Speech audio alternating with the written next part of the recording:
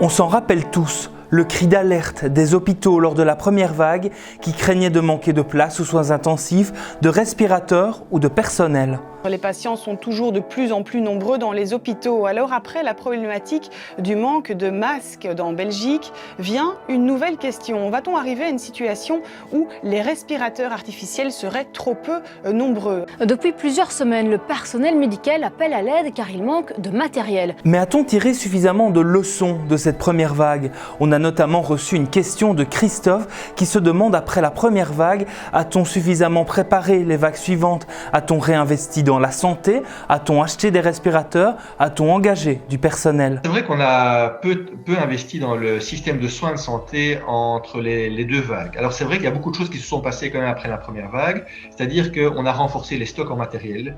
Il n'y a plus du tout de pénurie de matériel au niveau hospitalier, au niveau de la première ligne de soins, que ce soit les masques, les ventilateurs, etc. On a aussi fortement formé le personnel de santé, les personnels des maisons de repos, entre autres, je dirais, à la gestion d'une pandémie, entre guillemets, après la première vague, puisque je dirais que le personnel était plus prêt. Mais le système de santé n'a pas investi dans les infrastructures, dans le matériel, dans le lit d'hôpitaux. Donc on n'a pas augmenté la capacité hospitalière et c'est ce qui se pose un peu le problème actuellement, avec une capacité toujours limitée dans les lits de soins intensifs. Donc il n'y a pas eu un vrai investissement, je dirais, au niveau institutionnel et infrastructure. C'était plutôt dans le matériel et un tout petit peu la formation des personnels de santé, mais aussi la valorisation de certains salaires.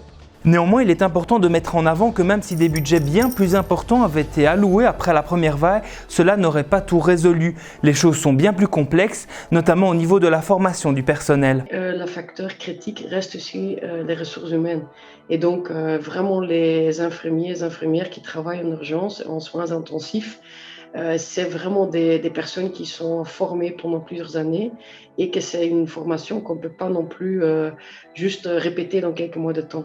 Donc effectivement, à la fin de la première vague, on avait des protocoles de prise en charge des patients qui étaient établis au sein de l'hôpital. Une grande partie du personnel avait été formé pour prendre en charge des patients Covid. Il y avait des plans d'ouverture de salles Covid, tant de salles d'hospitalisation normales qu'intensives. Mais il faut savoir qu'on ne peut pas réquisitionner des respirateurs sans former le personnel soignant derrière, notamment les infirmiers spécialisés en soins intensifs. Ça prend 4 ans, voire plus, pour former un infirmier en soins intensifs. Et il vous faut 3 à 4 infirmiers par patient Covid.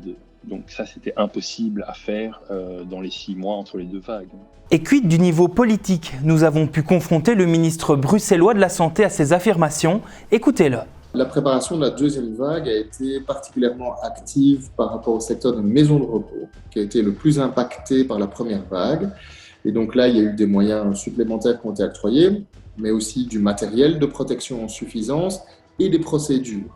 Le résultat de ça a été qu'en deuxième vague, il y a eu beaucoup moins de problèmes dans les maisons de repos et de victimes dans les maisons de repos. Ça, c'est une chose. Deuxième chose, on a effectivement aidé les hôpitaux sur un certain nombre d'investissements en infrastructure pour qu'ils puissent avoir vraiment des flux séparés, Covid, non Covid, mais aussi organiser des unités Covid.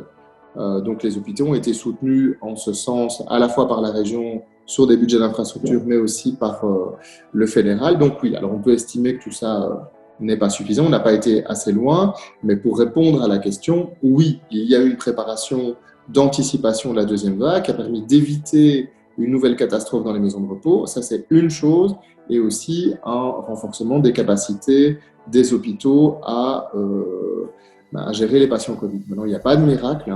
Si vraiment on est dans une épidémie exponentielle avec de plus en plus de cas, même si vous augmentez la capacité hospitalière, admettons de 20-30%, ce qui est déjà très important, et c'est ce qui a en partie été fait pour les soins intensifs, très vite vous arrivez au même plafond, c'est-à-dire que une fois qu'une épidémie est exponentielle et se répand partout, en fait, il faudrait, pour ne pas devoir prendre de mesures de restriction de liberté, peut-être tripler, quadrupler, quintupler ou décupler les capacités des hôpitaux, ce qui est impossible. Une question, une interrogation, question@bx1.be